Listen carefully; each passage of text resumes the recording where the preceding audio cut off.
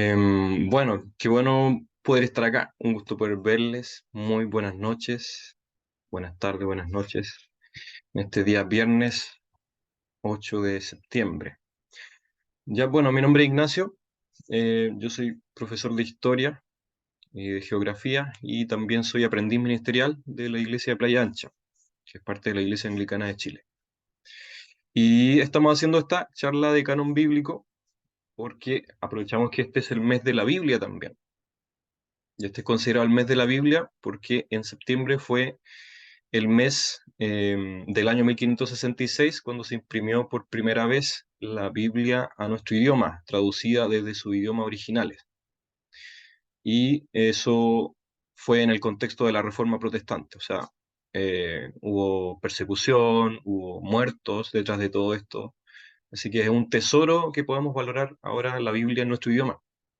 Y eso estamos conmemorando ahora. Entonces queremos ver ahora, em, vamos a ver estos 5 puntos ahora en este rato.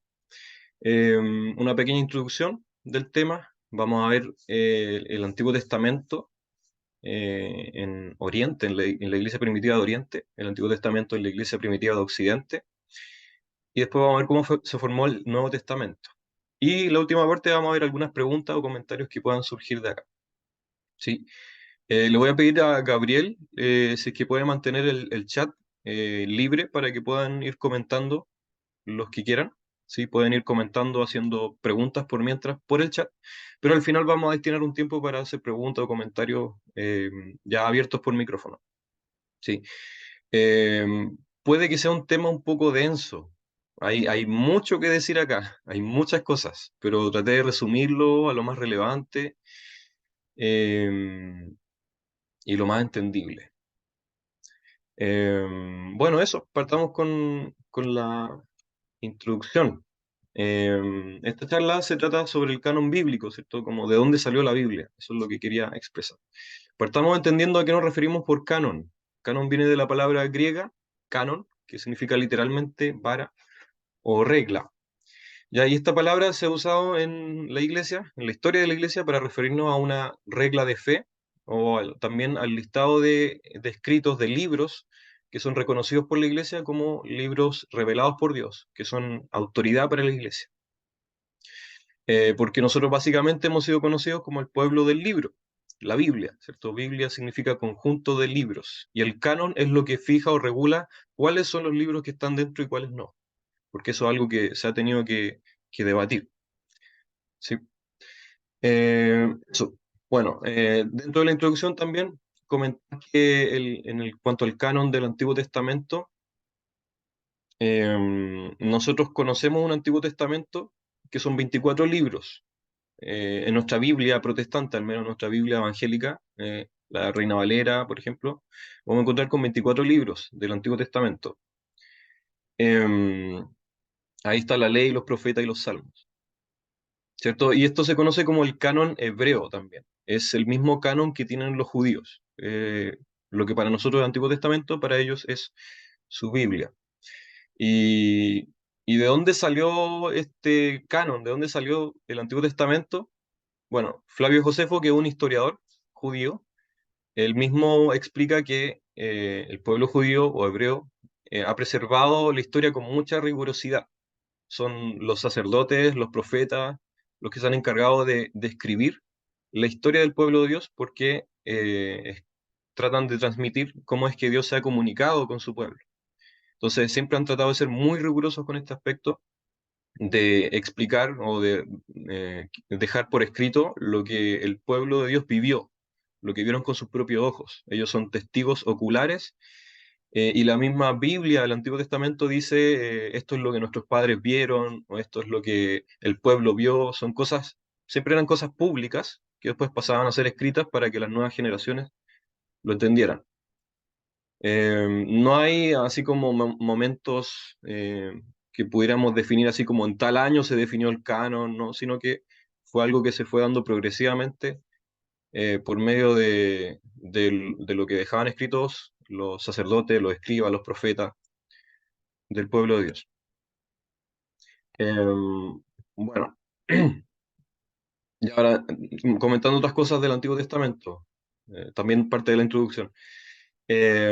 Hubo, bueno, el Antiguo Testamento estaba en hebreo, por si acaso, este Antiguo Testamento judío, pero hubo una traducción que se hizo desde el año 250 antes de Cristo. Por muchas décadas se trabajó en una traducción al griego, que se llamaba la Septuaginta, esta traducción. Se hizo en Alejandría, que es una zona de habla griega, donde había muchos judíos, y se tuvo que traducir este Antiguo Testamento, o lo que para ellos era la Biblia, al griego. Y acá hay algo novedoso, y es que se incluyen nuevos libros que no estaban considerados antes en la Biblia hebrea. Y aquí se agregan unos libros que nosotros llamamos apócrifos, que se llaman Judith, Tobit, Sabiduría, Eclesiástico. Hay un salmo extra, el Salmo 151, Baruch, la carta de Jeremías. Y ahí está el libro de Daniel, pero ampliado con dos historias más y una oración extra, que no estaba antes. Y además se agregan cuatro libros que se llaman los libros de los Macabeos, primera, segunda, tercera y cuarta de Macabeos, que son libros históricos. Ahora, ¿qué pasó acá? ¿Por qué se agregaron estos libros? Y ojo que estos libros también están dentro de la Biblia católica, en el Antiguo Testamento. Se les llama los deuterocanónicos. Pero ¿por qué nosotros no los tenemos? Algo que voy a mencionar un poco más adelante. Pero acá queda preguntarse por qué esta traducción que se hizo en Alejandría agregó estos libros. ¿Hay otro canon nuevo? Y la verdad es que no. A estos libros extra que se agregaron en esta traducción del Antiguo Testamento, por si acaso esta traducción la hicieron los mismos judíos, a estos libros extras se les llama Septuagintal Plus. ¿Sí? Son considerados como libros apócrifos o libros que no son canónicos, no son parte del canon, por la Iglesia. La Iglesia, al menos del siglo IV, se habla de que no son parte del canon. Hay un famoso escritor, teólogo y filósofo de Alejandría, que era judío, que posterior a esta traducción habla de esta traducción y no habla de que se haya ampliado el canon, no se refiere a estos libros como libros que sean parte del canon, por lo tanto asumimos de ahí que no hay algo extra. Eh, el- Sino que eran libros que eran leídos por los judíos, eran leídos por el pueblo hebreo, pero no eran considerados como parte de la Biblia o parte del canon, sino que eran libros humanos que se consideraba que eran edificantes. Esto además lo reafirmamos porque hubo un concilio judío en Jamnia, el año 90 después de Cristo. Este concilio se hizo después de que el templo judío fue destruido por los romanos. Lo hicieron pensando en cómo reorganizar su sistema de sacrificio y su sistema religioso. Y entre muchas cosas que dicen acá en este concilio, reafirman el canon hebreo, el canon que ya estaba, que era este que está mencionado acá, de 24 libros, que son los mismos libros que tenemos nosotros en nuestra Biblia protestante o evangélica. ¿Sí? No están, no vuelven a decir que estos libros que estaban como extra en la Septuaginta, Judith, Tobit, Sabiduría, Eclesiástico, Baruch, etcétera, nunca fueron considerados parte del canon. Simplemente eran libros que se habían leído como libros edificantes, pero así como podíamos leer hoy día otros libros, no eran parte de la Biblia. Em, bueno, el Nuevo Testamento, además es importante considerar que el Nuevo Testamento cita al Antiguo Testamento y para citarlo usa esta traducción de la Septuaginta, la traducción al griego. Pero no cita ninguno de estos libros que son como los libros extras, los apócrifos. No cita a Judith, Tobit, Sabiduría, Baruch, ninguno de esos, sino que cita los libros que siempre fueron considerados canónicos. Y otra cosa a considerar es que la iglesia primitiva usó y copió la Septuaginta, sacó copias a mano, porque se sacaban a mano las copias, de la Septuaginta, de esta traducción griega. Y en estas copias sí incluyeron estos libros extras, Judith, Tobit, Sabiduría, Eclesiástico, etcétera. No confundir eclesiástico con eclesiastés, no es lo mismo, aunque suenen parecidos. La iglesia primitiva copió estos libros, tenían sus propias Biblias donde estaban incluidos estos libros también. Por ejemplo, hoy día tenemos en museos, hay algunos textos, algunas Biblias que incluyen a estos textos. Por ejemplo, se habla de tres códices. Códice significa libro. Hay tres códices que contienen estos libros, por ejemplo, que son muy antiguos, son los que tenemos hasta ahora, los que sobreviven. Tenemos el Códice Sinaítico del siglo IV, que aquí vemos lo que ellos incluían como Antiguo Testamento. Ahí aparece algunos de estos libros extras, los apócrifos, Judith, Tobit, Primera, Cuarta de Macabeos, no, Eclesiástico no, Sirac y otros. Pero hay otros libros que no los incluye, libros canónicos que no incluye.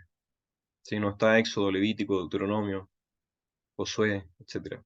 Hay otro códice, el Códice Vaticano también del siglo IV, que está disponible hoy día en nuestro tiempo, que incluye también algunos de estos libros considerados apócrifos. Sabiduría, Sirac, Judith, Tobit, la Carta de Jeremías. No está incluido acá los libros de Macabeos, que también son apócrifos. Y el Códice Alejandrino del siglo V. Acá también podemos ver que hay algunos considerados apócrifos. La carta de Jeremías, Tobit, Judith, Macabeos, todas las cartas de Macabeos son libros de historia. Sabiduría, Sirac. Sí. Entonces vemos que estos son los manuscritos que copiaba la iglesia primitiva, que los transmitía, los copiaban, los usaban. Estos son tres de los más conocidos que tenemos disponibles hoy día en museos. Y acá podemos ver que están incluidos estos libros apócrifos, estos libros que no eran parte del canon judío originalmente, que no están tampoco en nuestra Biblia hoy día, en nuestras Biblias protestantes, pero sí están en las Biblias católicas, tema que vamos a hablar más, un rato más. Pero, ¿por qué los incluían? ¿Por qué la iglesia primitiva, la iglesia de los primeros siglos, siglo I, II, III y IV, incluían estos libros en sus copias, en sus Biblias? La pregunta acá es si estos libros los consideraban como parte del canon del Antiguo Testamento, parte de la palabra de Dios. Sí, veamos. Acá ya vamos a ver cómo es que se empezó a armar este canon del Antiguo Testamento. Vamos a ver primero cómo se armó en la iglesia de Oriente, de la iglesia primitiva de Oriente, a eso me refiero. Después vamos a ver la iglesia primitiva de Occidente. Pero en la iglesia primitiva de Oriente, el Antiguo Testamento no estaba claramente definido al principio, en los primeros siglos. Sí, uno de los primeros en hablar del canon del Antiguo Testamento fue Melitón, que era un obispo de Sardes del siglo III, me parece, no lo recuerdo. En una carta a un amigo suyo, Onésimo, dice, bueno, en esta carta él dice que investigó mucho, recorrió los lugares de Oriente donde se originaron estos libros, habló con judíos, etcétera. Y él dice, habiendo llegado a conocer con exactitud los libros del antiguo pacto, los puse por escrito y te los envío. Estos son sus nombres. 5 libros de Moisés: Génesis, Éxodo, Números, Levítico, Deuteronomio; Josué el hijo de Nun, Jueces, Ruth; los 4 libros de Reinos, le dan otro nombre acá, pero son los mismos libros que tenemos. 2 libros de Crónicas, los Salmos de David, los Proverbios de Salomón, también denominados Sabiduría, se refiere a los Proverbios. Eclesiastés, Cantar de los Cantares, Job, los profetas, Isaías, Jeremías, los 12, Daniel, Ezequiel, Esdras. Bueno, si nos fijamos, este canon que establece este obispo de Oriente coincide con el canon que tenemos hoy día en nuestras Biblias. No incluye acá los libros apócrifos, no incluye, no incluye los libros extra que estaban en esta traducción de la Septuaginta. Em, Bueno, después en la Iglesia Primitiva de Oriente también hay un listado que establece el Patriarcado Griego de Jerusalén. Patriarcado es una organización de muchas iglesias, así como acá tenemos diócesis, que es un conjunto de varias iglesias. Ya le llamaban patriarcado en esta época. En el Patriarcado Griego de Jerusalén, eh, igual al listado que entrega otro obispo, Epifanio, también obispo de la zona de Oriente en el siglo IV, tenemos este listado que establecen como canon ellos. Génesis, Éxodo, Levítico, Josué, Deuteronomio, Números, Ruth, Job, Jueces, Salmos, Primera de Samuel, Segunda de Samuel, Primera de Reyes, Segunda de Reyes, Primera Crónica, Segunda Crónica, Proverbio, Eclesiastés, Cantar de los Cantares, Jeremías, los 12 se refiere a los 12 profetas menores, Isaías, Ezequiel, Daniel, Primera de Esdras, Segunda de Esdras y Esther. Con Segunda de Esdras se refiere a Nehemías, por si acaso. Y tenemos también un listado que no incluye a los libros apócrifos, estos libros extra de la traducción de la Septuaginta. Y también acá, ya finalizando la parte de la Iglesia de Oriente, tenemos este listado que entrega a Atanasio, que es obispo de Alejandría, en el año 367, en su carta 39, a todas las iglesias de Oriente, similar a otro listado que entregó otro obispo anteriormente, el obispo Orígenes, también de Alejandría. Vemos este listado ya mucho más ordenado, que es el mismo listado que tenemos nosotros, no incluye a los libros apócrifos, excepto Baruch, ¿sí? Baruch y la carta de Jeremías. Serían como los únicos dos que incluye acá de estos llamados apócrifos. Los demás son todos igualitos al canon hebreo de 24 libros. Bueno, acá está reducido porque hay algunos libros que se juntan, pero es básicamente el mismo canon hebreo. Y Atanasio, el obispo, explica acerca de estos libros extra que se habían agregado en la traducción de la Septuaginta. Él dice: pero para una mayor exactitud en lo que escribo, debo añadir lo siguiente. Hay otros libros, aparte de estos, que no están incluidos en el canon, sino que fueron señalados en tiempos de los padres para ser leídos por aquellos que hacía poco que se habían convertido y deseaban ser instruidos en la verdadera religión. Se trata de la sabiduría de Salomón, que también se llama eclesiástico, no eclesiastés, no confundir, la sabiduría de Sirac, Esther, Judith y Tobit. Bueno, si notamos acá, el obispo Atanasio explica un poco por qué se habían agregado algunos libros al canon del Antiguo Testamento, por qué en la traducción de la Septuaginta agregó estos libros extra, los libros que llamamos apócrifos. Como ahí dice, eran para que no estaban considerados dentro del canon, aunque estaban dentro de la Biblia que tenían en ese momento, no eran parte del canon, sino que era para quienes quisieran leer eh, algo y eran nuevos, para introducir un poco la fe. ¿Sí? Y este mismo listado, después vemos que en la Iglesia de Oriente se repite en algunos concilios, el concilio de la Odisea del 363 después de Cristo. Hay otros obispos que también hablan en este mismo sentido, estos mismos libros, este mismo listado. Cirilo de Jerusalén, obispo, Anfiloquio, obispo de Iconio también, hablan en este mismo sentido, estableciendo como esta distinción entre los libros canónicos y los otros libros que son como de lectura general, edificante, pero que no son parte del canon, ¿sí? Pero la Iglesia de Oriente después empieza a tener otra evolución, otro pensamiento, y en un sínodo del año 1642, sínodo de Hassi, y luego en el sínodo de Jerusalén del 1672, finalmente incluyen estos libros extras de la Septuaginta, los libros que consideramos apócrifos lo incluyen y los catalogan como escritura, como palabra de Dios, básicamente. Pero los teólogos, la mayoría de los teólogos de Oriente, de la Iglesia Ortodoxa hoy día, consideran igualmente que estos libros extra que se añadieron tienen una autoridad inferior.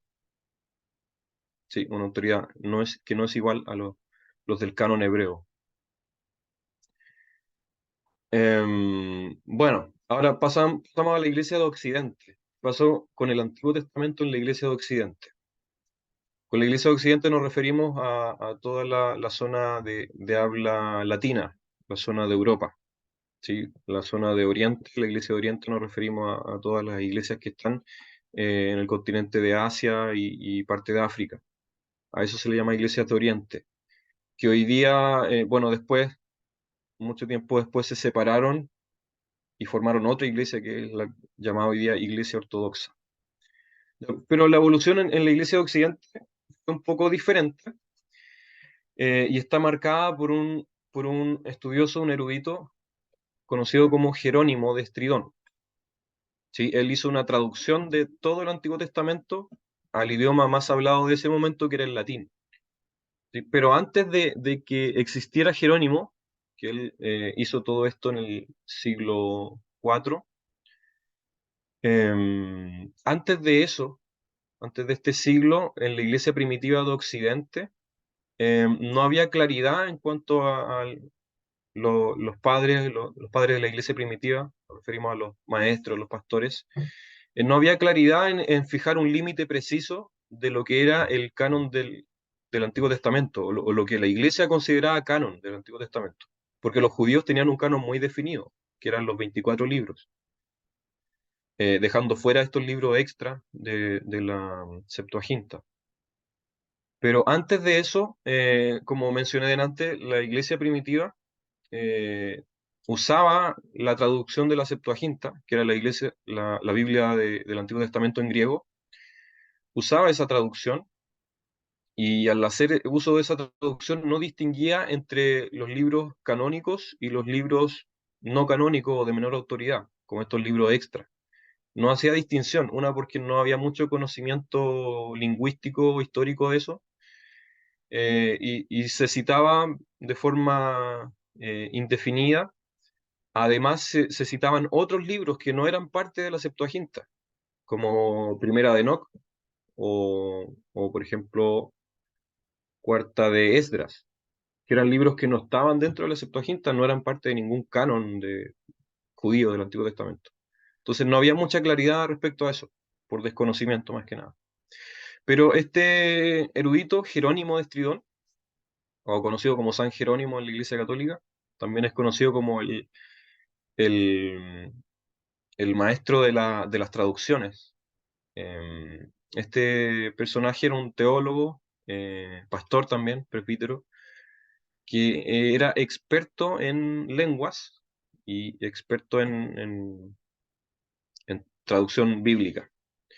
Y se le encargó a este personaje, la iglesia le encargó traducir la Biblia, el Antiguo Testamento, eh, desde su idioma original en hebreo, traducirla al latín. Esta traducción se terminó en el año 405. Esta traducción se le llamó Vulgata Editio. Y Jerónimo de Estridón, que era un tremendo erudito, es considerado por la Iglesia Católica incluso como el más grande erudito de la traducción bíblica, el más grande de los lingüistas y maestro de la Iglesia primitiva. Él consideraba como canon del Antiguo Testamento el mismo canon hebreo, o sea, los 24 libros, mismos libros que hoy día nosotros tenemos en nuestra Biblia evangélica o protestante. Y él dice, todo lo que no son estos libros debe ser considerado aparte dentro de los apócrifos. Por tanto, sabiduría, que se denomina habitualmente de Salomón o eclesiástico, junto con el libro de Jesús, el hijo de Sirac, Judith, Tobías y el pastor, se refiere al pastor de Hermas, una epístola, no están en el canon. He encontrado el primer libro de Macabeos en hebreo, el segundo está en griego, como se puede demostrar por el lenguaje que utiliza. Esto es lo que escribe Jerónimo en un prólogo de la traducción que él hace de la Biblia completa, pero en el Antiguo Testamento. Él escribe esto para aclarar que estos libros no eran parte del canon originalmente. Él seguía por este canon hebreo. Em, y además, sobre los libros eclesiásticos y sabiduría de Salomón, que son estos libros extra también de la Septuaginta, apócrifos, dice, igual que la iglesia lee Judith, Tobit y los libros de los Macabeos sin considerar los libros canónicos, permitamos leer también estos dos volúmenes, se refiere a eclesiástico y sabiduría, para la edificación del pueblo, aunque no sean para establecer la autoridad de los dogmas eclesiásticos. Esta frase es clave porque marca todo el desarrollo y el entendimiento del canon bíblico del Antiguo Testamento para la iglesia de aquí para adelante.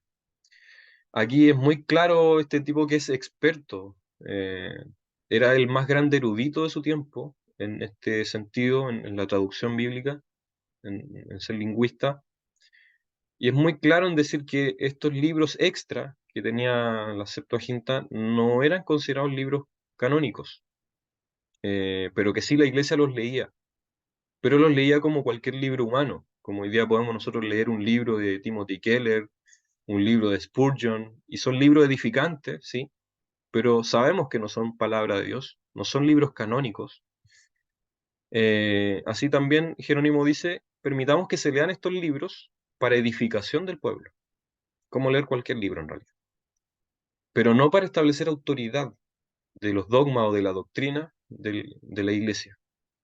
¿Sí? Esto es clave, porque eh, esto era lo que estaba en el prólogo de las Biblias que se tradujeron en Occidente, la Vulgata Editio, la Biblia en latín, y marcó todo un precedente de aquí en adelante porque aclaró el panorama.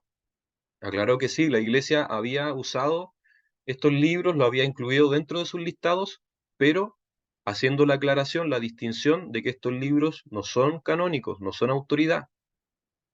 Incluso aunque estén dentro del listado de libros canónicos, no tienen autoridad como los otros, sino que son libros extra que pueden servir de bendición.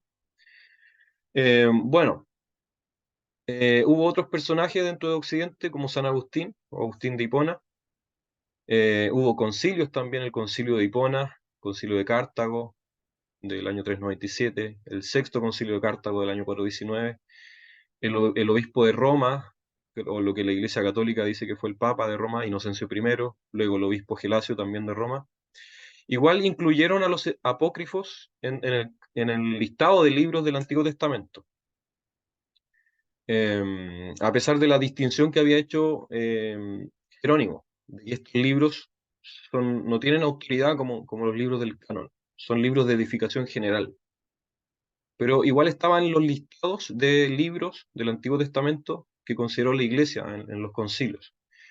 Pero vamos a hacer la aclaración de por qué estaban dentro de esos listados, ¿sí?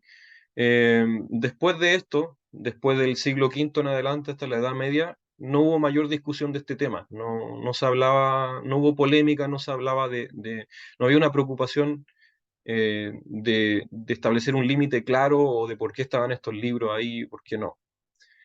Sí, pero en la Edad Media se empezó a discutir nuevamente este tema, porque empezó a generar confusión, bueno, ¿por qué están estos libros extra? ¿Van o no van? ¿Qué autoridad tienen?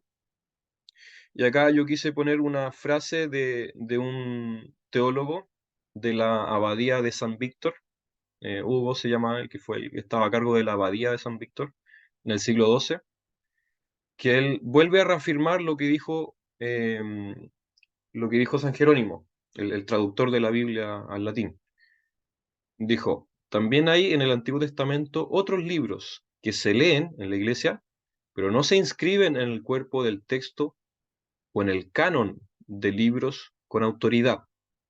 Sí, vuelve a repetir lo mismo que dijo Jerónimo. Son los libros de Tobit, Judith, Macabeos, lo denominado Sabiduría de Salomón y Eclesiástico. ¿Sí? Y puse esta cita, aunque hay muchísimas de muchos otros teólogos que dicen lo mismo. Puse esta porque simplemente para representar a todos los que pensaban lo mismo en esa época. ¿Sí? Y este personaje es de la Iglesia Católica. ¿Ok? Es de la Iglesia Católica, así que es importante considerar eso. Todos los teólogos y los grandes maestros y eruditos de esta época de la Edad Media coincidían en esta opinión. Em, por ejemplo, cuando llegó el momento de la Reforma Protestante, se empezó a discutir esto porque había uno de los libros apócrifos, Segunda de Macabeos, donde relata un hecho de que ciertas personas hicieron un sacrificio y una oración por los muertos, cosa que la Iglesia Católica se tomó de eso para hablar del purgatorio, para hablar de las indulgencias, para hablar de que se pueden hacer penitencias y se puede pagar para que los muertos salgan del purgatorio. Toda esta doctrina que fue discutida en la Reforma Protestante, que los reformadores se opusieron a todo esto, eh, empezó a ser tema de nuevo. porque esta doctrina era sacada de uno de estos libros apócrifos, de estos libros que no habían sido considerados como libros de autoridad por la Iglesia. Y en eso había varios personajes notables, teólogos, que decían lo mismo que dijo Jerónimo, que estos libros no sirven para establecer autoridad. Por lo tanto, no podríamos hablar del purgatorio o de sacrificio a los muertos para que por el perdón de sus pecados en base a alguno de estos libros apócrifos, porque no tienen autoridad. Eh, por ejemplo, uno de los opositores de Martín Lutero, que aún siendo católico, siendo opositor de Martín Lutero, que era el cardenal Cayetano, repetía exactamente esta misma idea, lo mismo que dijo Jerónimo, lo mismo, eh, que estos libros extra, los apócrifos, no tienen autoridad, simplemente eran usados como libros para edificación general del pueblo, pero no para usarlos como autoridad dogmática o doctrinal de la Iglesia. Sí. Bueno, y en este sentido, los reformadores protestantes hicieron eco de la misma idea, exactamente la misma idea. Por ejemplo, Martín Lutero, en la traducción que él hizo de la Biblia al alemán, incluye estos libros, los libros apócrifos, ¿cierto? Judith, Tobit, Macabeos, etcétera, los libros que hemos nombrado, estos libros extra, los incluye en el Antiguo Testamento, pero con una nota que dice acá, lo incluye en la sección llamada los apócrifos, y dice acá, Lutero escribió, libros que no hay que considerar como iguales a las Santas Escrituras, pero que resulta útil y bueno leer. ¿Ya? Ahí tenemos esa aclaración. La Reforma Protestante tuvo esa idea. Todos los reformadores siguieron esa misma línea. Encontramos otras traducciones de Biblia en Europa, traducciones hechas por protestantes que mantenían también los libros apócrifos, pero con esta aclaración. No son iguales a la Escritura, no son parte del canon del Antiguo Testamento. Aunque la iglesia primitiva los incluía dentro de sus listados, era bajo esta aclaración de que son libros que no tienen la misma autoridad, no son palabra de Dios. ¿Sí? Y la iglesia católica en este momento reaccionó de forma muy violenta, reaccionó de forma muy dogmática con el Concilio de Trento de 1545, que este es conocido como el Concilio de la Contrarreforma. Y en este concilio tenían que defender su postura, defendiendo todos los dogmas católicos que no son parte de la Biblia, pero que se agarraron en parte de estos libros apócrifos, como esto del sacrificio de los muertos, la oración a los muertos, que los muertos se les pueden perdonar pecados, una idea vaga que está por ahí en los apócrifos.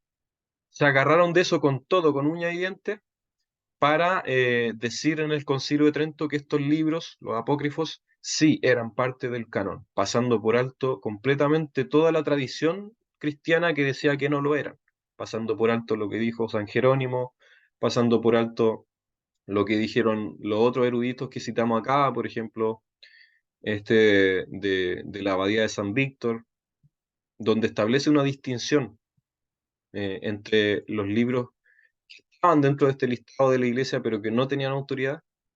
Bueno, esa distinción la quitan acá.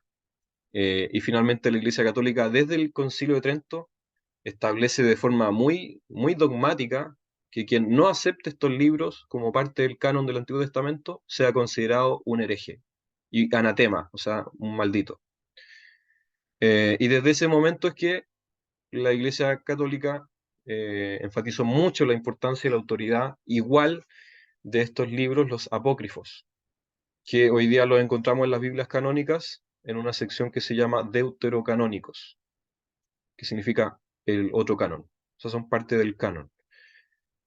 Pero nuestras Biblias protestantes o evangélicas no están así, porque nosotros mantenemos la misma tradición que ha mantenido la Iglesia desde siempre, que en el Antiguo Testamento estos libros no eran parte o no eran iguales en autoridad, sino que eran libros de edificación personal y general, pero que nos sirven para establecer dogma o autoridad doctrinal en la Iglesia. Y en este sentido, tenemos los 39 artículos de la Iglesia Anglicana, que al igual que todas las otras confesiones y todas las otras tradiciones protestantes de la Reforma, pensaban exactamente lo mismo en este punto, en cuanto al Antiguo Testamento. El artículo 6 de los 39 artículos de la Iglesia Anglicana establecen el canon del Antiguo Testamento como el canon hebreo de los 24 libros. Mismo canon que tenían los hebreos, mismo canon que se estableció en el concilio judío de Jamnia, mismo canon que estableció San Jerónimo, mismo canon que estableció la Iglesia en la Edad Media.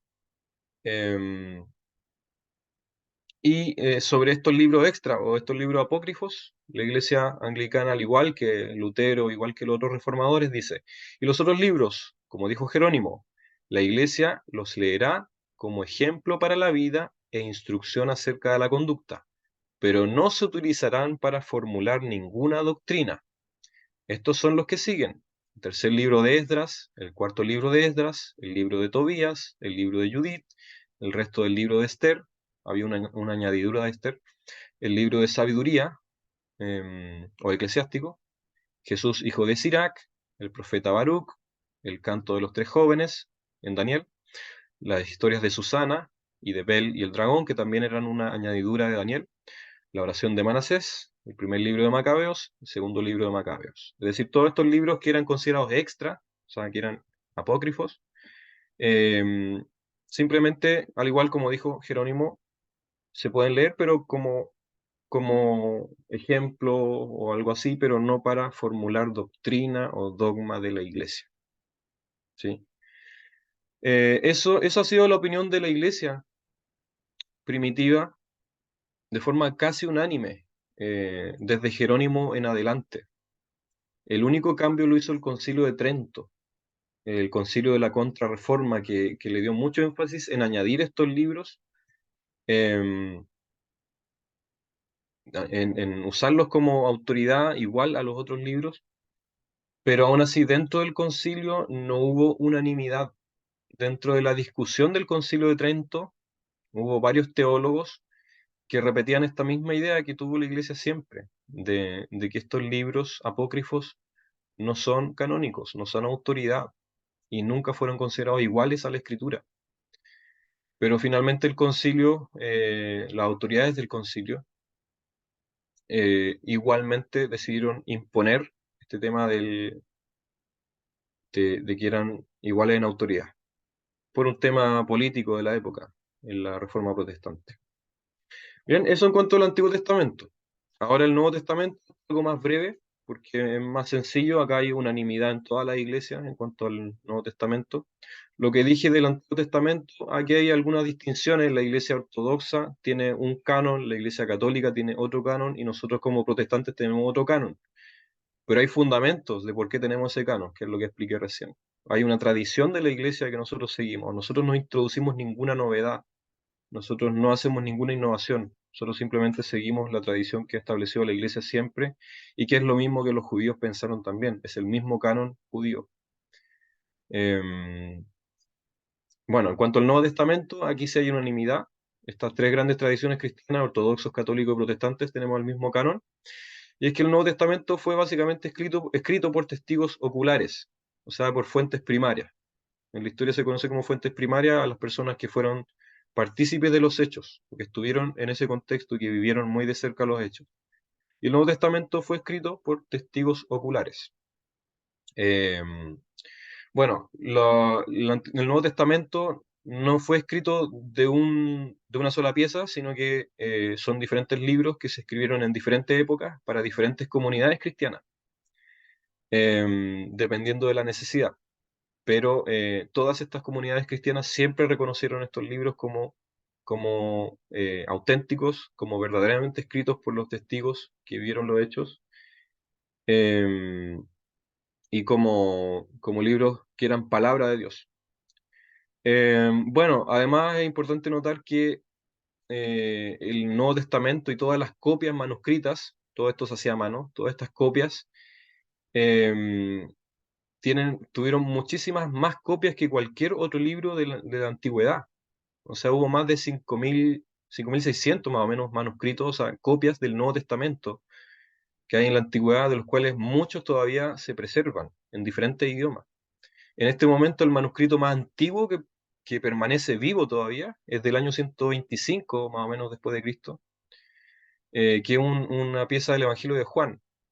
que está en un museo, es público. Eh, Hay manuscritos, hubo manuscritos más antiguos, pero que se perdieron por el paso de los tiempos, por guerras, etcétera. Aquí tenemos en esta tabla una comparación de otros escritos de la antigüedad que son famosos. Eh, si analizamos la tabla, podemos ver que el Nuevo Testamento, la fecha en que se escribió después de los hechos, o sea, más o menos la fecha en que se escribió, vamos a ver cada libro, la fecha de cada libro, pero fue más o menos del año 50 al año 100 después de Cristo, máximo, dependiendo del libro del Nuevo Testamento. La copia más antigua que en este momento tenemos es de 130 años después de escritos estos documentos. Sí, una diferencia de 30, 60 años más o menos. Y el número de copias que tenemos disponibles, ya no tantas, 5.600. Lo cual es bastante si comparamos con cualquier otro libro o gran obra de la antigüedad. Por ejemplo, del filósofo Aristóteles, que es un tremendo filósofo que se tiene como un filósofo real, que existió de verdad. Él escribió 300 años antes de Cristo, más o menos, y la copia más antigua que tenemos es del año 1100 después de Cristo, o sea, miles de años después de que él escribió, y el número de copias que hay son 49 solamente, y se toma como un auténtico filósofo que existió de verdad. Otro auténtico filósofo, por ejemplo, Platón, también escribió más o menos 400 años antes de Cristo. La copia más antigua que hay es del 900 después de Cristo, o sea, una diferencia de más de 1000 años, y solamente 7 copias. Vuelvo a recalcar la Biblia, el Nuevo Testamento, se escribió más o menos en el año 50, entre el año 50 y 100 después de Cristo. La copia más antigua que hoy día tenemos es del año 130 después de Cristo, y hay 5.600 copias. Es muchísimo. Entonces, desde el punto de vista histórico, desde la disciplina histórica, la Biblia, el Nuevo Testamento al menos, tiene una tremenda autoridad como fuente histórica. Es una auténtica fuente histórica. Y podría ser perfectamente mucho más confiable que todos los otros autores que tenemos acá. Por ejemplo, Heródoto es un historiador griego muy conocido, muy respetado, pero que escribió 400 años antes de Cristo. La copia más antigua que hoy día tenemos es de 900 años después de Cristo, es decir, una diferencia de más de 1000 años, y solamente 8 copias. Entonces, si comparamos, el Nuevo Testamento es, como pieza histórica, tremendamente confiable, comparado con otros documentos de esa época o más antiguos incluso. Bueno, en cuanto a cómo se estableció el canon del Nuevo Testamento, eh, encontramos los primeros atisbos del canon o lo que consideraban canónico en la iglesia primitiva en Clemente de Roma. Clemente fue un obispo de Roma que fue discípulo de Pedro y de Pablo, que vivió a fines del siglo I, y que él en sus cartas ya habla, por ejemplo, de las epístolas de Pablo. Las reconoce como auténticas cartas del apóstol Pablo porque él vio y conoció a Pablo. Otro personaje importante es el obispo Policarpo, que vivió también en el siglo II, fue discípulo del apóstol Juan, y él cita algunas partes del Nuevo Testamento, cita el Evangelio de Mateo, cita Juan, cita las 10 cartas de Pablo, cita Primera de Pedro, cita las 2 primeras cartas de Juan. Otro personaje también, Justino Mártir, famoso teólogo de la iglesia primitiva, que vivió en el siglo II. Además habla del Apocalipsis, cita el Apocalipsis, un libro que fue un poco polémico al principio. No todas las iglesias lo compartían, no todas las iglesias lo tenían. Después también está San Ignacio de Antioquía, que compartió con los apóstoles, vivió a fines del siglo I, y él menciona también un listado del Nuevo Testamento que es el que conocemos hoy día. Tasiano, que es otro teólogo, tradujo los 4 evangelios que nosotros conocemos al siriaco, eso a fines del siglo II. Ireneo de León, que fue otro teólogo importante, fue discípulo de Policarpo, y Policarpo fue discípulo de Juan. Habla de 23 libros del Nuevo Testamento, de los 27. No dice que los otros libros no sean parte del Nuevo Testamento, simplemente menciona 23 libros del Nuevo Testamento. Y Clemente de Alejandría, que también hace lo mismo, menciona 23 libros de los 27 del Nuevo Testamento. Eusebio, que fue un gran historiador cristiano, y Atanasio, que fue el obispo de Alejandría, tremendo obispo también, hablan ya del listado, mencionan un listado concreto que son los 27 libros que nosotros conocemos del Nuevo Testamento. Y este listado también es mencionado en el Concilio de Nicea del 325 después de Cristo. ¿Ya? Hay algunos que dicen que este canon se estableció en el Concilio de Nicea. Eso no es así porque tenemos prueba de que desde mucho antes estaba el canon. Simplemente era lo que las iglesias siempre reconocieron como palabra de Dios del Nuevo Testamento. Pasa que en estos concilios se reafirma, se vuelve a mencionar. Eh, También tenemos la Biblia siriaca del año 200 después de Cristo, que incluye todos los libros del Nuevo Testamento, excepto 5. No sabemos las razones de por qué dejan fuera 5 libros. La Biblia latina también, que deja 4 libros fuera. El canon muratoniano, de 170 después de Cristo, que contiene todos los libros menos 4 también. Marción, conocido como el hereje, menciona todos los libros del Nuevo Testamento. El códice Barococcio, le falta un libro nomás de los del Nuevo Testamento. Bueno, ¿por qué hay una diferencia? Habían algunas iglesias que no reconocían Apocalipsis, otras que no reconocían Hebreos, otras que no reconocían una epístola de Juan, otras que no reconocían una epístola de Pedro. Habían algunos libros que no eran reconocidos universalmente. Em, Tenían sus dudas, pero finalmente en varios concilios se junta la información, se analiza y llegan a la conclusión de que sí eran palabra de Dios. Hay razones para creer de que eran palabra de Dios, porque se analiza el contenido y el contenido coincide, se analiza quién escribió, quién fue el autor y se llega a la conclusión de que eran autores que eran testigos oculares, eran fuentes primarias. Entonces se cierra de forma oficial como los 27 libros del Nuevo Testamento en el sínodo de la Odisea del 363 después de Cristo. Se reafirma después en los concilios de Hipona, de Cartago y en el segundo concilio de Cartago. Todo esto en siglo IV, IV-V. No es que en estos concilios se haya creado el canon del Nuevo Testamento, simplemente lo que están haciendo es reconocer algo que siempre había sido reconocido antiguamente, pero que no había sido escrito como o listado de forma oficial, pero era algo que siempre estuvo ahí en la práctica de la iglesia primitiva. Nada más que no se había conversado así como ya definamos los límites. ¿Por qué fue necesario definir los límites? Porque estaban surgiendo muchos movimientos llamados cristianos que estaban enseñando otra cosa y que estaban produciendo otro tipo de escritos. Me refiero, por ejemplo, al grupo de los gnósticos. Era un grupo que se llamaba cristiano y que según ellos habían recibido una enseñanza secreta de los apóstoles que no había sido dada a conocer a todos, sino que fue transmitida por medio de escritos secretos que tenían ellos nomás. Por ejemplo, el Evangelio de Tomás. Eh, el problema es que esos otros escritos secretos enseñan cuestiones totalmente fuera de foco, enseñan otras cuestiones que nada que ver. Por ejemplo, la creencia de que el Antiguo Testamento era un Dios y el Nuevo Testamento era otro Dios, la creencia de que el cuerpo es algo eh, maldito, algo malo, algo negativo, y de que Jesús no resucitó en cuerpo, sino que era un fantasma, y de que la resurrección corporal no va a ser algo real. Ideas de ese tipo, ideas típicas de la filosofía griega. Los gnósticos estaban produciendo nuevos textos, nuevos libros, y el problema es que los que lideraban a estos grupos que hablaban de otras ideas, eran líderes que nunca fueron reconocidos por la mayoría de la iglesia y que no había cómo comprobar de dónde salió esta línea de enseñanza que ellos decían.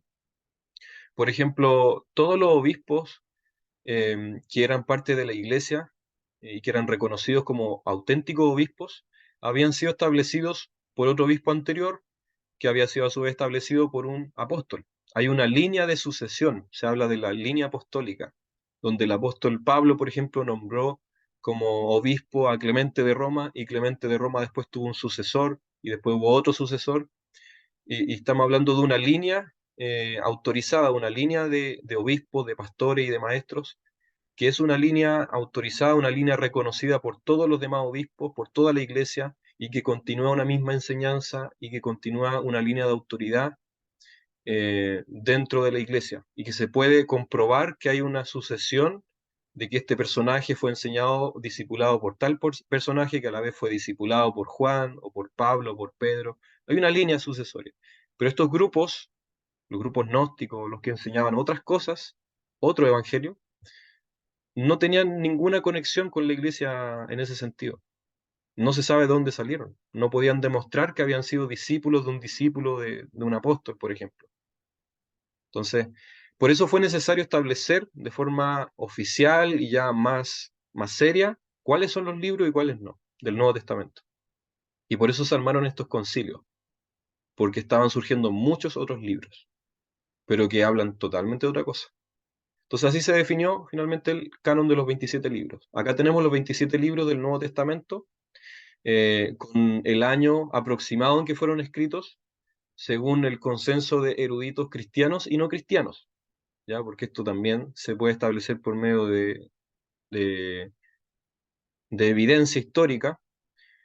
Y acá está también quienes lo escribieron. Por ejemplo, el Evangelio de Mateo.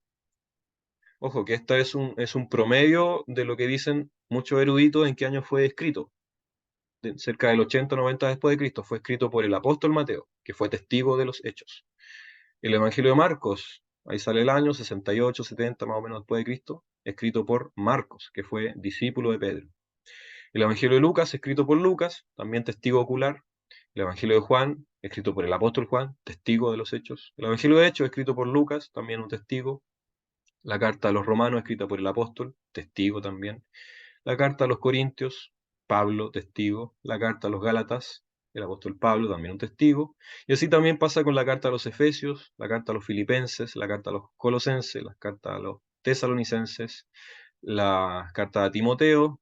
No está claro el año, pero sí se atribuye con algunas dudas, al menos al principio, al apóstol Pablo. Y la carta a Tito, no está claro el año, fue escrita por Pablo, también la carta a Filemón, y la carta a los hebreos, con dudas, se atribuye al apóstol Pablo. No hay consenso absoluto de si lo escribió el apóstol Pablo o no, pero sí de que la doctrina que contiene es doctrina apostólica, de acuerdo con el resto de los libros canónicos, y que finalmente lo acogieron las iglesias porque no enseña nada extraño, nada diferente, y es lo mismo que enseñaba básicamente los apóstoles. La carta de Santiago, también escrita por Santiago, un testigo. Las cartas de Pedro, no está claro el año. Con dudas, segunda de Pedro se atribuye al apóstol Pedro, pero no, también se incluye porque es parte del mismo testimonio apostólico. Las cartas de Juan, escritas por el apóstol Juan, testigo también. La carta de Judas, no está claro el año, y con dudas se atribuye a Judas, hermano de Jesús. Y el Apocalipsis se atribuye al apóstol Juan, es la carta que se escribió más tarde. Bien, pero esto es el consenso de los eruditos. Podríamos hablar incluso de una fecha mucho más temprana, eh, considerando varios hechos, varias cosas que están dentro de estos escritos. Por ejemplo, podríamos decir, muchos eruditos cristianos indican de acuerdo a la evidencia, que Marcos en realidad se escribió más temprano, o sea, cerca del año 50 después de Cristo. El Evangelio de Lucas también, cerca del año 50, 53. Em, Hechos, cerca del año 60. em, y así, por los hechos que relata. Por ejemplo, los evangelios no relatan la destrucción del templo de Jerusalén, que fue en el año 70 después de Cristo. Y eso es un hecho tremendamente importante para las profecías del Antiguo Testamento y del Nuevo Testamento. Por lo tanto, se cree que porque no está relatado este hecho, que fue de mucha relevancia para los judíos, es que se escribió antes del año 70 después de Cristo. Todo el Nuevo Testamento estuvo antes del año 70 después de Cristo, excepto Juan. Sí, Juan se escribió mucho más tarde. Perdón, el Apocalipsis de Juan. Y así por otros rasgos que relatan, se cree que se escribieron mucho más temprano. Bueno, eso es, hay mucho más que decir, pero es tanta información que traté de resumirla en todo esto. Esto es lo más relevante al menos. Y em, finalmente hoy día tenemos ya un canon cerrado, un canon armado. Tenemos hoy día mucha más evidencia, tenemos hoy día mucho trabajo de eruditos, lingüistas, historiadores, que nos ayudan a demostrar que todo este canon está armado de forma correcta, está hecho por testigos que vivieron los hechos. Hay además otras fuentes no cristianas que coinciden con lo relatado acá. Hay historiadores no cristianos como Tácito, por ejemplo, historiador romano. Hay otras fuentes como Plinio, los escritos de Plinio el joven, los escritos de Suetonio, el Talmud, por ejemplo. Hay otros escritos que hablan eh, y que nos muestran que todos estos hechos son históricos, hay hechos reales acá. Bien, la bibliografía que usé, me basé principalmente en estos tres autores. Bruce, no me acuerdo el nombre, FF, Bruce, estos dos libros de Bruce y de Westcott, que había muchísima información, mucha, mucha, mucha.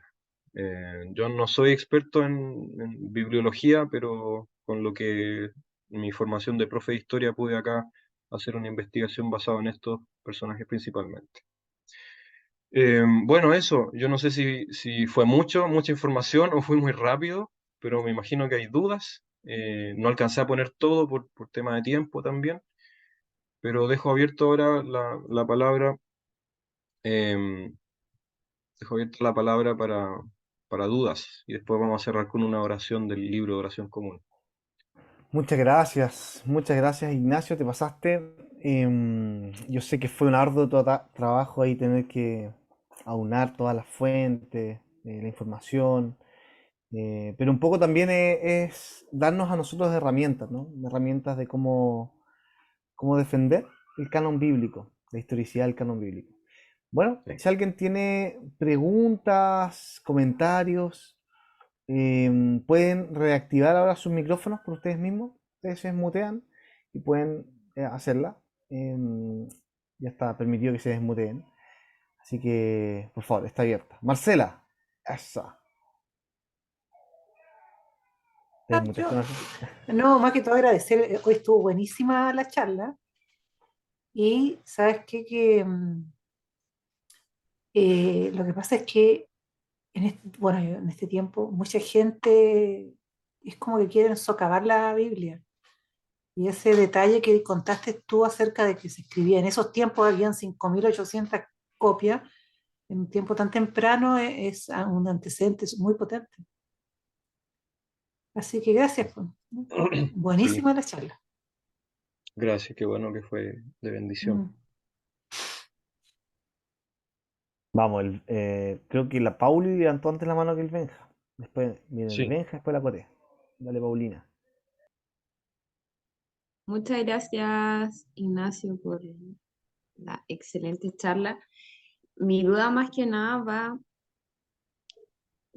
no sé, es como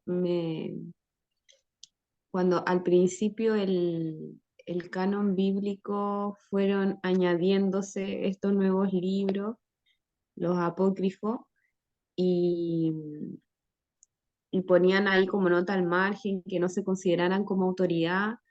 ¿Qué, qué llevó finalmente a esa iglesia que creo que era la de Oriente o la de Occidente? Igual al final terminó añadiendo esos libros, siendo que ya habían dicho que no tenían que tomarla como fuente de autoridad. ¿Qué explicación habría para eso? sí. Em, Hay varias cosas ahí. En el caso de la iglesia de Oriente, que hoy día es la iglesia ortodoxa.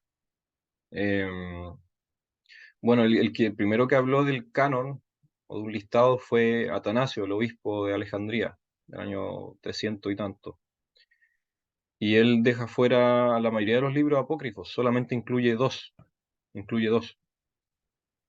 No tenemos claro por qué hace eso, pero todos los que vienen después copian eso, hablan de lo mismo.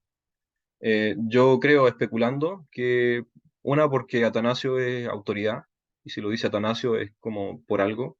Por una parte, él estableció un precedente en muchas cosas. Él habló de la Trinidad también, por ejemplo, el que más desarrolló el tema de la Trinidad. Yo creo que tiene que ver con eso y por otro lado que había mucho desconocimiento en cuanto al origen. Se separó un poco la tradición o la fe cristiana de lo que es la tradición judía. Entonces, en la tradición judía tenían esta traducción que era la Septuaginta, una traducción al griego que incluía estos apócrifos, y muchos de la iglesia, en la iglesia primitiva, tomaban esto todo junto como una misma cosa. Los judíos tenían claro que dentro de la Septuaginta habían libros que eran y libros que no eran, pero la iglesia primitiva no tenía esa distinción. Algunos tomaban todos estos libros, algunos tomaban algunos, y los tomaban porque encontraban que eran de bendición también, pues, y los consideraban, lo incluían dentro de este canon. El que es experto acá es Jerónimo, pero Atanasio, por ejemplo, es experto en otras cosas. Entonces, no todos eran expertos en lo mismo, en el análisis lingüístico o histórico de estos libros. No es como hoy día que tenemos internet y tenemos acceso a mucha información. Entonces, la iglesia primitiva más se guiaba por la costumbre, por la tradición, por lo que decían otros, y así. Y después, posteriormente, la iglesia oriental, la iglesia ortodoxa, tuvo estos dos sínodos del 1600 y tanto, el sínodo de Hasi y el de Jerusalén, donde ya finalmente dicen que todos los libros son escritura. Es probable que eso se haya hecho por la Reforma Protestante también, como una respuesta a la Reforma Protestante, porque finalmente la Reforma Protestante estaba atacando como la autoridad de algunos de estos libros y eso no convenía tampoco a la Iglesia Ortodoxa porque algunos de sus dogmas se fueron armando en base a estos libros también, apócrifos. Entonces, decir que estos libros apócrifos tenían una autoridad menor o ninguna autoridad era socavar la misma enseñanza de la Iglesia Ortodoxa. Pero finalmente esas enseñanzas fueron desviaciones. Nosotros no nos desviamos, nosotros volvemos a la fuente y seguimos la misma y única tradición que siguió siempre la iglesia, que es el canon hebreo, el canon... sí. Y bueno, en cuanto a la iglesia occidental o latina, que después pasó a ser conocida como la iglesia católica, y de ahí salimos nosotros también como protestantes en la Reforma, em, lo incluyó al principio por lo que explicaba, que era más que nada desconocimiento. La iglesia recibió esta Biblia que era la Septuaginta, el Antiguo Testamento digo, recibió esta traducción donde los judíos sabían qué libros eran y qué libros no eran, pero la iglesia primitiva los metió todos juntos nomás y no tenía clara esta distinción. Entonces tenemos ahí obispos y pastores citando a unos libros y a otros libros también. Y se armó más que nada una confusión, pero esa confusión fue tremendamente aclarada por Jerónimo, San Jerónimo, que es este gran erudito y lingüista. Él aclara la distinción y esa es la distinción que prevalece en la iglesia occidental hasta la época de la Reforma. Y la Reforma volvió a poner esa misma aclaración, esa misma distinción. Eso. Gracias, Ignacio. Buenísimo. Vamos entonces, Benja y después Cote. Sí, yo tengo dos dudas, déjeme bajar la manita aquí. Em, la primera es porque justamente estaba bien revisando y me acuerdo porque una vez alguien me regaló una Biblia que tiene los deuterocanónicos. Entonces esa Biblia se supone que es católica, en Sí, teoría, ¿no? sí. Y ellos la dejaron como por algo en especial o solamente porque por tradición Sí. nomás de ellos. Así, Bueno, como la Iglesia Católica sí, pues le llama deuterocanónicos. Nosotros le llamamos apócrifos, ya que es la denominación que le da Jerónimo y varios más. Pero claro, cuando la Iglesia Católica empezó a desviarse y a, como a enseñar otros dogmas, como esto del purgatorio, como esto del rezar, orar a los santos, como esto de hacer penitencia, como esto de incluso pagar para que se te perdonen algunos pecados, llegó esta idea de la indulgencia. La indulgencia en la Iglesia Católica em, significa que tú puedes hacer algo para disminuir los años que tú o que un familiar tuyo que ya está muerto está en el purgatorio, ¿ya?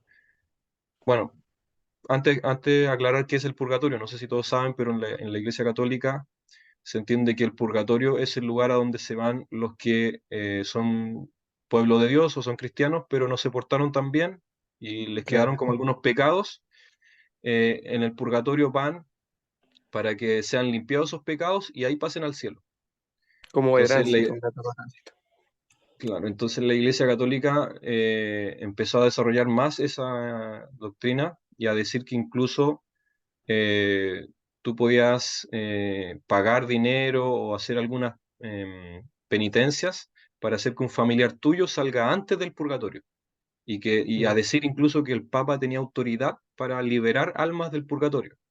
Em, Cosa que llegó a ser muy aberrante y eso, ojo, que no ha cambiado, eso sigue siendo parte de la Iglesia Católica, nada más que ahora está muy bajo perfil, porque fue muy polémico en la Iglesia en la época de la Reforma.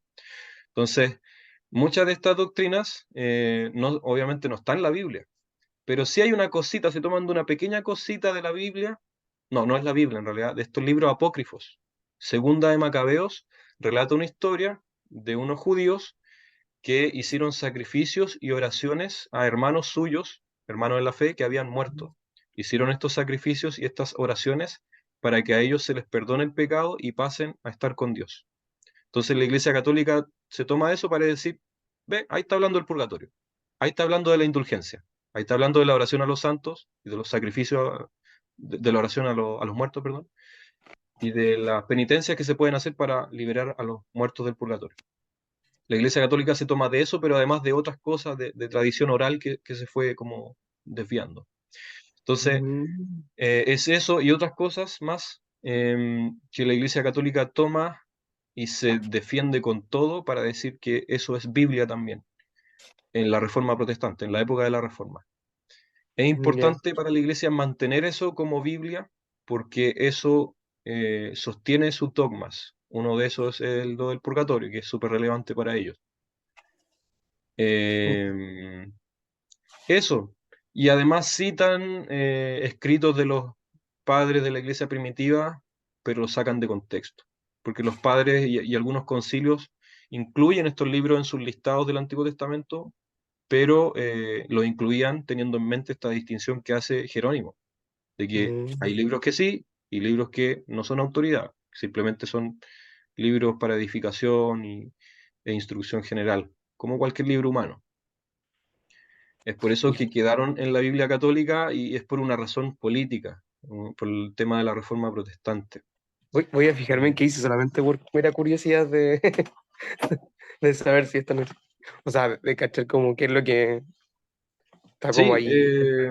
bueno, yo lo he leído, en todo caso no dicen cosas tan extrañas, aparte de esto de la oración a los muertos, eso es lo único, pero Mm. eran libros que fueron considerados libros de historia, no libros como palabra de Dios, son libros de historia que Ah, relatan hechos, ¿cachai? No, no son para y lo establecer segundo, autoridad.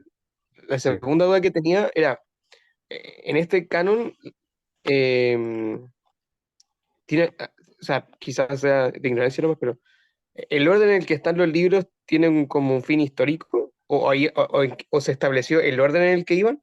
¿O solamente se estableció como esto sí y esto no? ¿O fue por el tiempo en el que se hicieron o por...?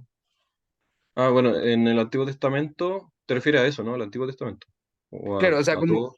o sea, en general, así como, ¿por qué, por ejemplo, no sé, parte... Yo entiendo que ahora, por ejemplo, Génesis y Éxodo Levítico tiene un orden, pero no sé si eso lo establecieron ellos o como que fue por como No, Génesis escribió antes que Éxodo Levítico, por ejemplo. no, sí, bueno, el canon hebreo, o sea, la Biblia judía, tiene otro orden, no el mismo orden que tenemos en la Biblia. No me acuerdo realmente por qué fue ese orden. Ay, No me acuerdo si fue por una razón histórica. Mm, Puede ser, pero, porque están pero ahí primero también los ellos... primeros 5 libros, son los libros de Moisés, los libros de la ley, que sí se escribieron primero. Pero no recuerdo Ah, si esa es la razón de por qué están primero. pero ahí se Eh, acordó también. claro, sí. Y después el canon que se fue dando en la iglesia primitiva cristiana cambia un poco el orden, ¿sí? Y ahí Mm. ese orden tampoco recuerdo por qué era, pero voy a buscarlo y te voy a tener la respuesta. Pero entonces, como... En cuanto al Nuevo Testamento, ¿eh? se establecen por orden de importancia doctrinal, más que nada. Los evangelios son el corazón del Nuevo Testamento.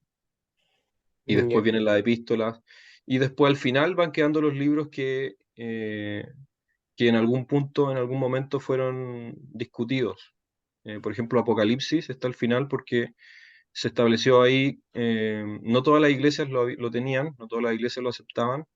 Finalmente se llegó al consenso de aceptarlo, con la condición de dejarlo al final, para que Apocalipsis se lea bajo el lente de los libros que están antes, los evangelios, por ejemplo, que son más claros, Mm. son mucho más, fueron absolutamente aceptados por toda Entonces, la iglesia. Entonces, el Apocalipsis sí es parte del canon, es palabra de Dios, sí, pero debe leerse bajo el filtro de los libros que están antes. y la última duda, te aprovecho, perdón. Entonces, ¿desde Pero, qué año? espera, ¿puedes esperar que pregunte la Coté que está hace rato esperando? Y después volvemos No contigo, te Coté. preocupes, yo soy una persona paciente, no te O la anoto en el chat. No sé, por mientras. A Ya. ver, pero dale, Benja, si la Coté dice que tiene paciencia. No, Sí. la última en realidad, entonces. ¿Desde qué siglo o año en realidad tenemos esta versión como que tenemos actualmente la Biblia completa? ¿Te refieres sin los apócrifos?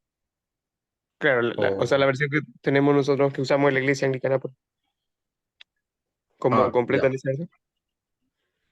Esa ya. fue la misma que imprimió Gutenberg, ¿o no?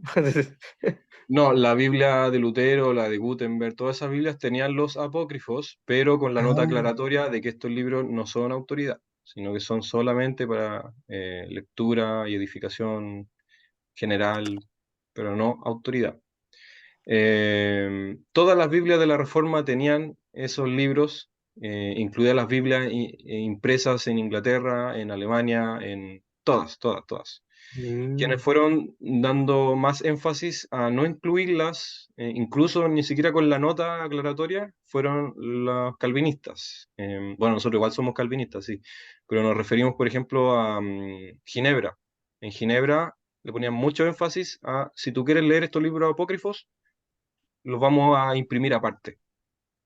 ¿Ya? Y después muchas traducciones más actuales, siglo XIX, ya no incluían sencillamente los apócrifos. ¿No?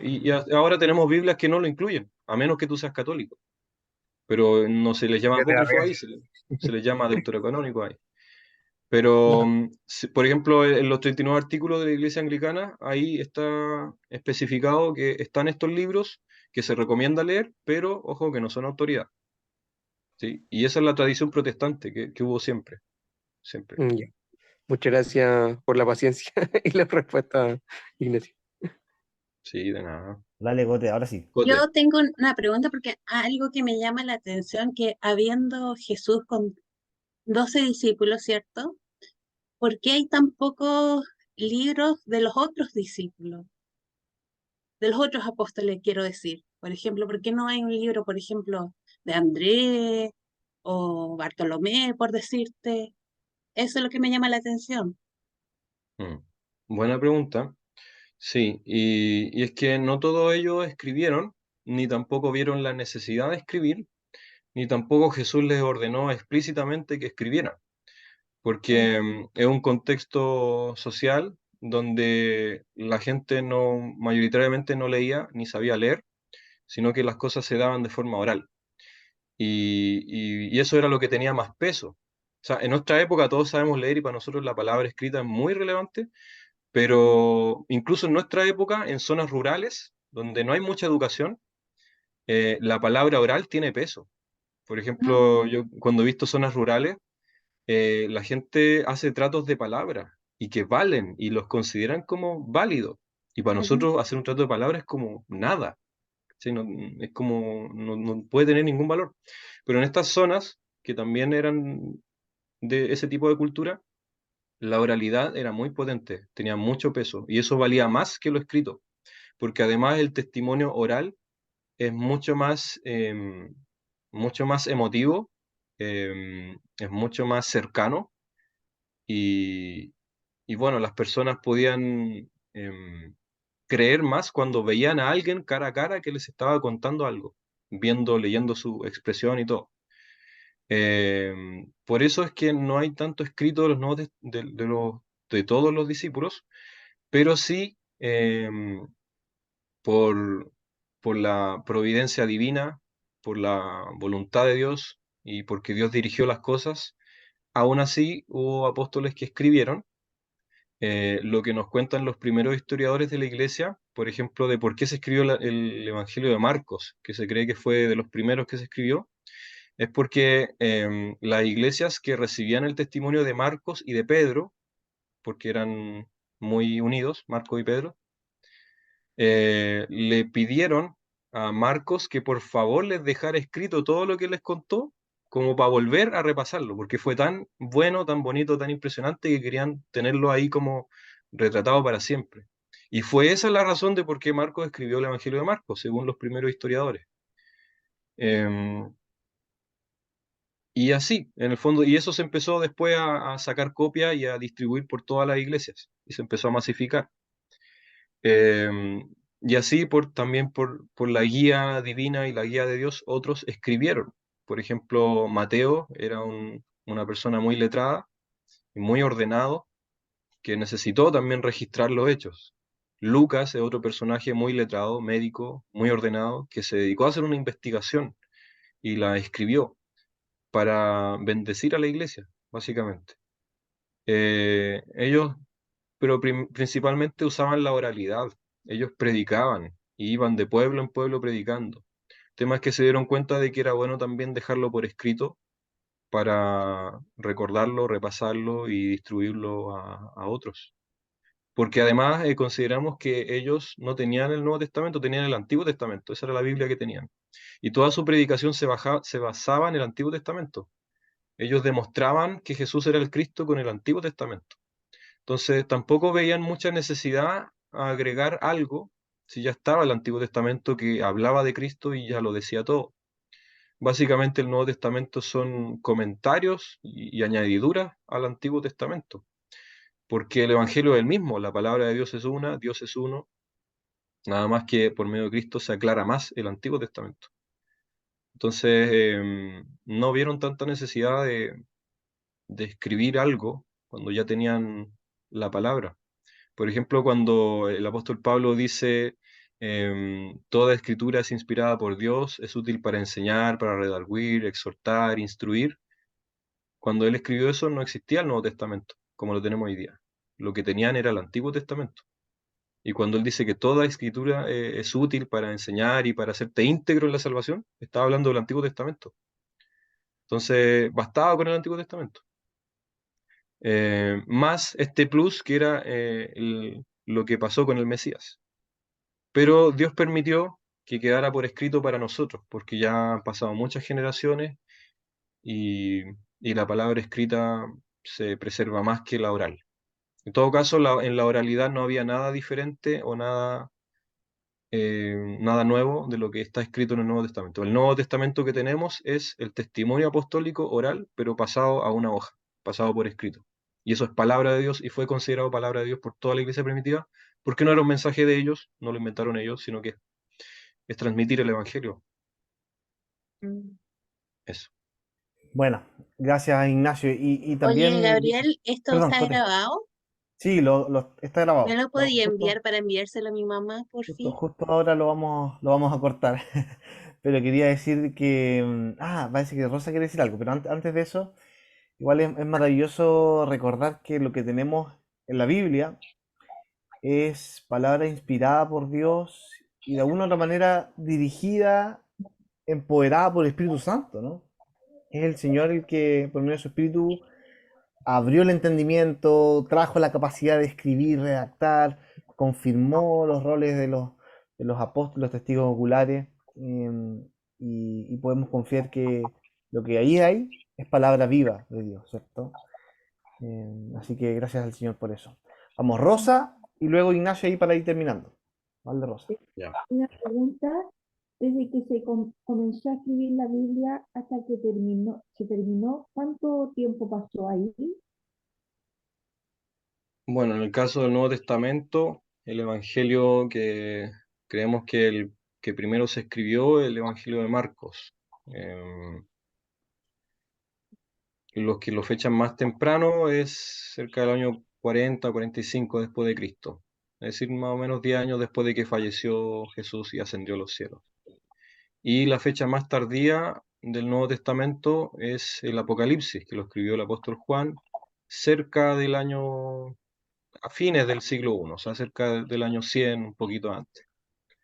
Esos son los rangos que hay. Pero todos escribieron, todo fue escrito por testigos oculares, según lo que ellos vieron y vivieron. Por ejemplo, la primera epístola de Juan parte diciendo, nosotros les hablamos de lo que nuestros ojos vieron, nuestras manos palparon, o sea, de lo que nosotros vimos y nosotros pudimos tocar, que es al Cristo, al Verbo. Ellos son testigos oculares, vieron estos hechos. El apóstol Juan ya estaba muy viejito en sus últimos días cuando escribió el Apocalipsis. Eso, en cuanto al Antiguo Testamento, ahí es más difícil porque en la antigüedad es mucha y es difícil determinar el año en que se escribieron cada uno. Ya, ya, Claro, pero miles de años. tiempo desde el comienzo hasta el final, que se pudo decir, está recopilada la Biblia completa. Pueden ¿Cómo? ser 2000 años, tres- Mm, 2000 años, Claro, No, sí. 2000 años Hablamos no. de miles de años desde el Antiguo Testamento al Nuevo. claro. Sí, Desde que ya, Moisés escribió Génesis hasta Apocalipsis pueden ser 2000 años, 2500 años. sí. Ah, puede ser. Bueno, bueno, pero eso da como para otra charla. De hecho, da para una charla para el Antiguo Testamento y otra charla para el Nuevo Testamento. Y de ahí se pueden sacar Yes. más temas todavía. Pero Ya, bueno, pues en Nacho. resumen, podemos concluir que el Nuevo Testamento es palabra de Dios también. Dios usó personas de carne y hueso, los usó con su personalidad, incluso con sus formas de ser. Se puede ver las diferencias que hay entre Lucas y Juan, por ejemplo. Lucas es más detallista en cuanto a fechas, hechos concretos. Juan es más del pensamiento, es más teólogo, pero Dios usó esas características personales para transmitir su verdad, para transmitir su mensaje hasta nosotros, el Evangelio de Jesucristo, que nos muestra que toda la Biblia completa es la historia de Cristo, es la manifestación de la gloria de Dios hacia la humanidad para salvar y para mostrar su amor hacia nosotros. ujú. ¿Sí? Podemos terminar con una oración del libro de oración común, una oración sobre la Biblia. Si hay alguna otra duda, yo creo que ahí podrían preguntarlo por interno, eh, por el WhatsApp, porque este tema da para largo. Así que vamos a leer todos vamos en pantalla, ahí se ve, Sí. ¿sí? Sí, se Bueno, ve. todos vamos a repetir con el micrófono apagado, sí, porque si no se va a escuchar como un eco raro.